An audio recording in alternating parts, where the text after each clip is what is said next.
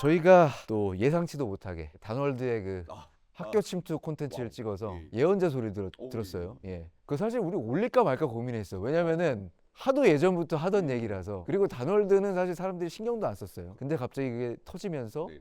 예언자 소리까지 듣는. 놀라운 하루였습니다.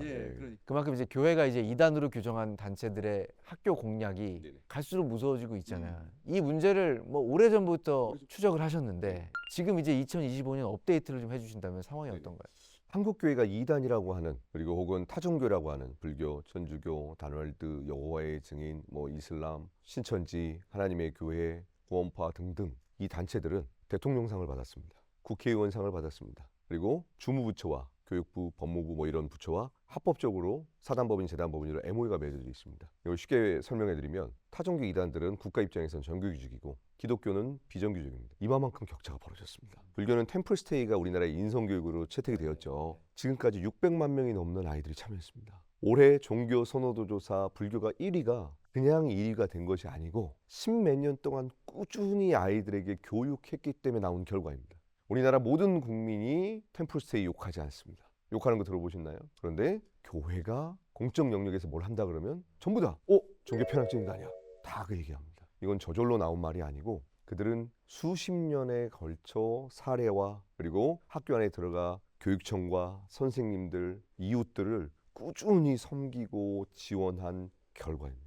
근데 저희는 그 학교 현장에 없어요. 너무 안타까운 상황입니다. 이 단체가 앞으로 가장 조심해야 될 단체가 될 것이다라고 또 예언 좀 해주신다면. 압도적인 건 하나님의 교회인 것 같습니다. 마약 퇴치 운동도 하나님의 교회가 하고 있거든요. 마약 퇴치 운동을 가장 크게 활발하게 하고 있는 데가 하나님의 교회입니다.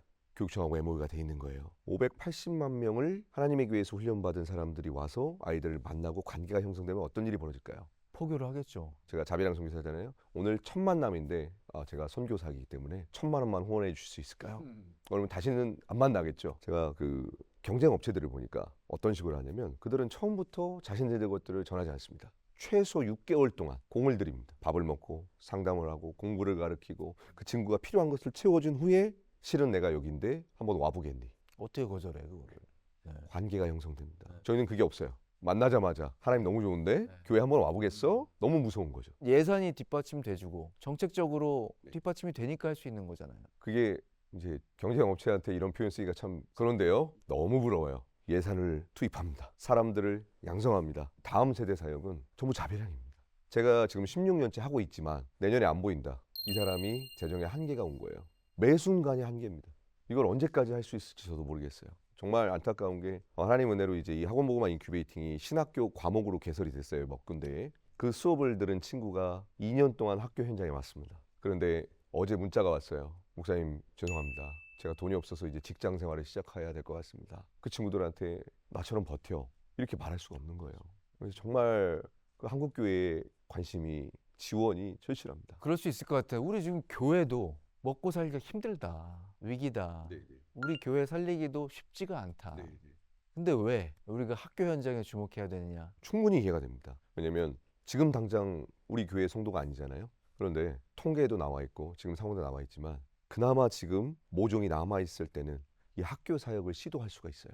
그런데 이게 20명, 10명대로 떨어지면 동력이 상실이 돼서 시작조차를 못합니다. 지금 이 예를 들어 우리 교회 100명이다. 100명이 앞으로 20년 동안 유지된다. 그럼 괜찮아요. 그런데 3년 뒤에 3분의 1만 남습니다. 5년 안에 10명대에서 5명대로 줄어듭니다. 결혼과 출산이 안 되잖아요. 우리가 당장 이 지역에서 온다는 보장이 없잖아요. 그러면 우리가 전도하는 생태계로 체질 개선을 못하면 교회 학교 사역은 이제 과거의 추억이 될 겁니다. 이게 왜 우리가 흔히 군대를 좀 복음의 황금어장이다 이렇게 얘기를 했었는데 말씀 들어보니까 학교가 새로운 복음의 황금어장으로 또 생길 수 있겠다. 학교가 왜 황금어장이냐면 일단 학생들이 약 580만 명 있습니다. 학교 안에. 어마어마한 숫자죠. 그리고 이 아이들은 과거와 달리 교회를 가본 적이 없고 하나님을 모르고 성경을 모릅니다. 백지입니다.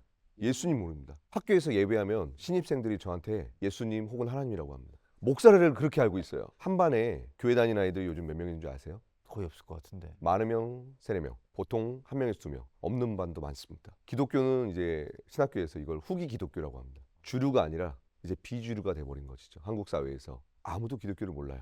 그래서 저한테 하나님이라고 하는데요. 선교지라고 생각하시면 될 것 같습니다. 선교지에 누가 가서 먼저 전하는가? 이단이 먼저 들어오면 거기 이단화 되겠죠. 근데 기독교 세계관을 가지고 들어오고 기독교를 가지고 들어오면 예수님을 알게 됩니다. 황금어장입니다. 세상과 기독교가 교차하는 시선, 박세현의 크로스뷰.